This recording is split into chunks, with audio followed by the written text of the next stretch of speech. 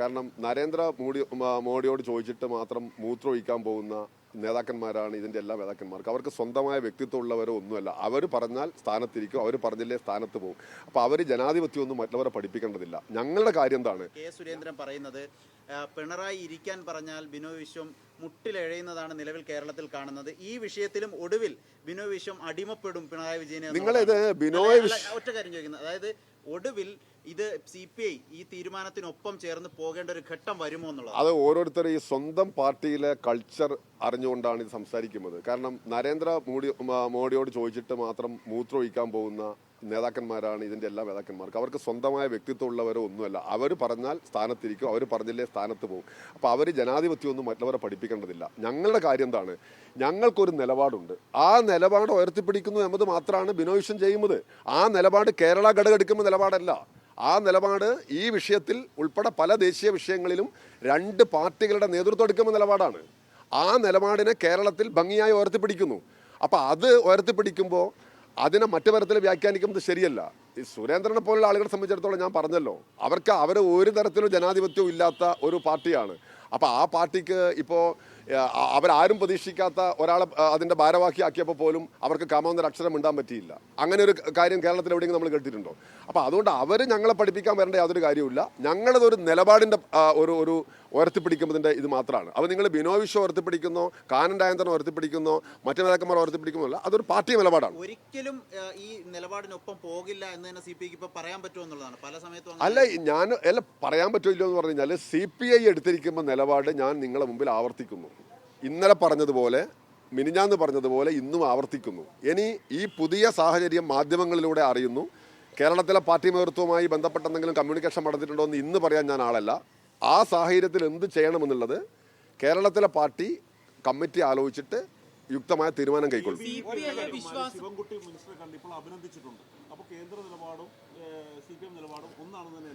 ഞാൻ അപ്പോൾ ഈ അഭിനന്ദനത്തെക്കുറിച്ച് എനിക്കറിയില്ല.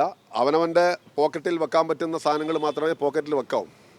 ഒറ്റ കാര്യം, ഈ സാഹചര്യം, അതായത് PMCയിൽ ഒപ്പിടാനുള്ള തീരുമാനത്തിലേക്ക് എത്താനുള്ള സാഹചര്യമായിട്ട് ശിവൻകുട്ടി അടക്കമുള്ള ആളുകൾ, ബന്ധപ്പെട്ട ആളുകൾ പറഞ്ഞൊരു കാര്യം എന്ന് പറഞ്ഞാൽ, ഈ ഫണ്ട് പാർട്ടി അടക്കം പറഞ്ഞത് കേരളത്തിന് അവകാശപ്പെട്ടതാണ്, കേരളത്തിലെ കുട്ടികൾക്ക് അവകാശപ്പെട്ടതാണ്.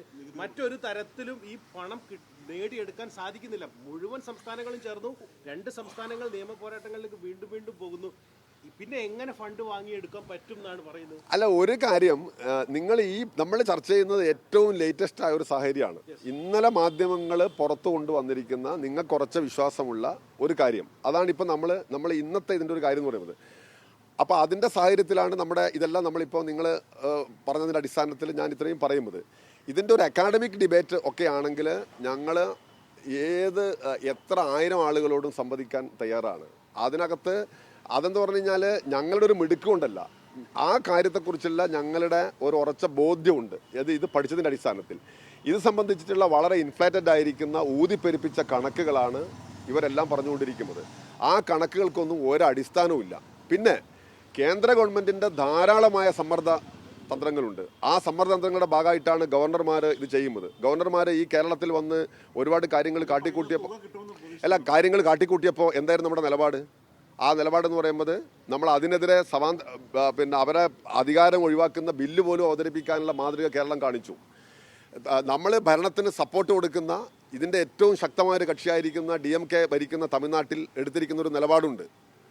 അപ്പോൾ അത് എങ്ങനെയാണ് കളിയിക്കാ വിളക്ക് അപ്പുറത്തും ഇപ്പുറത്തുമായിട്ട് ഒരു വിഷയത്തിനകത്ത് 2 നിലപാട് സ്വീകരിക്കുക എന്നുള്ളതാണ് നമ്മുടെ ഈ നയപരമായ വിഷയത്തിനകത്തുള്ള കാര്യം. രാഷ്ട്രീയ സഖ്യങ്ങളുടെ കാര്യത്തിനകത്ത് സംസ്ഥാനങ്ങളെ സാഹചര്യങ്ങളുണ്ടാവാം. പിന്നെ ഫണ്ടിൻ്റെ കാര്യത്തിൽ ഈ പറയുന്നത് SSKയുടെ ഫണ്ട് റിലീസ് ചെയ്യണം.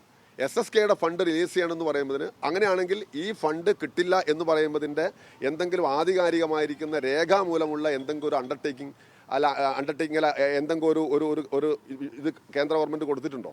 അതൊക്കെ കാണിച്ചുകൊണ്ടാണ് മന്ത്രി പത്രസമ്മേളനം നടത്തേണ്ടത്. ഇങ്ങനെ പറഞ്ഞിരിക്കുകയാണ്, ഇന്ന ദിവസം ഇറക്കിയ സർക്കുലർ പ്രകാരം SSKയുടെ ഫണ്ട് കൊടുക്കണമെങ്കിൽ ഇങ്ങനെ മാത്രമേ ചെയ്യാവൂ, ഇങ്ങനെ ചെയ്താലേ കൊടുക്കൂ എന്ന് അവരങ്ങനെ എന്തെങ്കിലും തിട്ടൂർ ഇറക്കിയിട്ടുണ്ടോ?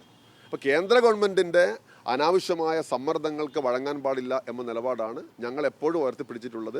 ഇതിൻ്റെ മറ്റ് രാഷ്ട്രീയ വിവക്ഷകളെ കുറിച്ചൊന്നും പറയാൻ ഞാൻ ആളല്ല.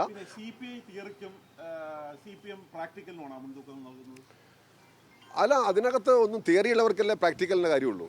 പ്രാക്ടിക്കൽ ഉള്ളവർക്ക് തിരിയിടാവില്ല. അപ്പൊ അതൊക്കെ പരസ്പര ബന്ധിതമാണ്. ഞാൻ അതിനകത്ത് അത്തരം കാര്യങ്ങളിലേക്കൊന്നും കൂടുതൽ പിന്നെ പോകാൻ ആഗ്രഹിക്കുന്നു.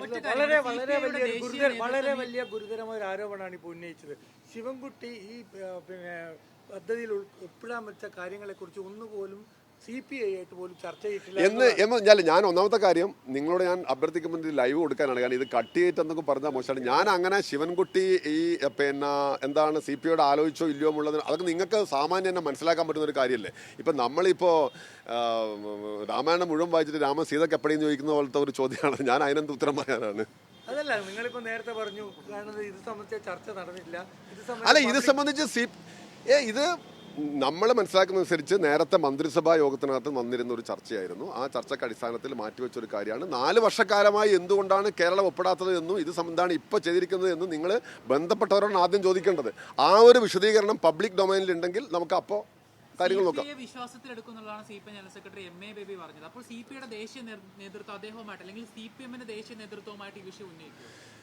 ഇതിനകത്തൊരു പ്രശ്നം CPI CPM-ന് വിശ്വാസത്തിലെടുക്കുന്നു, CPM CPI വിശ്വാസത്തിലെടുക്കുന്നു ഉള്ളതല്ല. അതൊക്കെ ആവശ്യമുള്ള ഘട്ടത്തിലുണ്ടാവാം. രണ്ടും തമ്മിൽ തർക്കിക്കേണ്ട ചില ഘട്ടങ്ങളിലുണ്ടാവാം. ഇപ്പോൾ കമ്മ്യൂണിസ്റ്റ് മാനിഫെസ്റ്റോ സംബന്ധിച്ച് 2 പാർട്ടികൾക്കിടയിൽ ഒരു തർക്കത്തിന് ഒരിക്കലും ഒരു സ്കോപ്പില്ല. അതേപോലെ NEP സംബന്ധിച്ചും 2 പാർട്ടികൾക്കിടയിൽ ഒരു തർക്കത്തിന് സ്കോപ്പില്ല. പിന്നെ ഇത് ഇന്ത്യൻ ഇടതുപക്ഷത്തിൻ്റെ നിലപാടാണ്. ഇടതുപക്ഷ രാഷ്ട്രീയം ഈ പ്രതിസന്ധി ഘട്ടത്തിൽ ഉയർത്തിപ്പിടിക്കുന്ന ആയിരക്കണക്കിന് ഇന്ത്യക്കാരുടെ ആണ് വിശ്വാസത്തിൽ നമ്മൾ എടുക്കേണ്ടത്.